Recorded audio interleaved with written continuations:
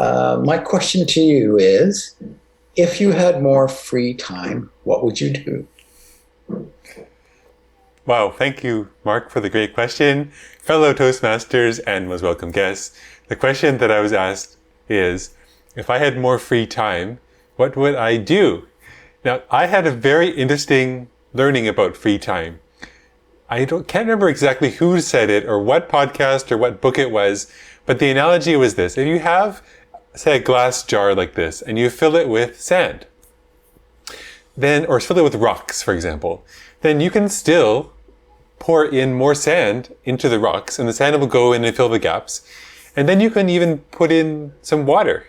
So even if you have lots of rocks in your life, such as work that you have to do, major commitments, say a 9 to 5 job that you're doing, there are ways to find a bit of sand of your hobbies and fill them in the gaps around that structure.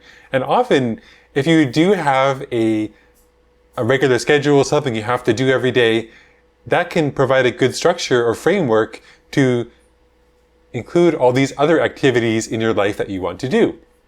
So for me, I don't think it's how much time you have, because everyone has the same amount of time.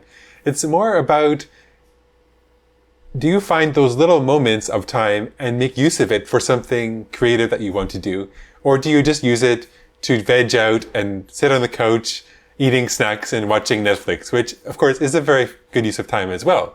But if you want to be like me and have lots of hobbies and passions, I'd recommend trying to use those moments of time. Say you have an extra half an hour in the evening, maybe do a drawing or write a little poem or post something interesting or research something new online and fill in those little moments with some of your hobbies. That could be the sand that fills in the gaps between the rocks.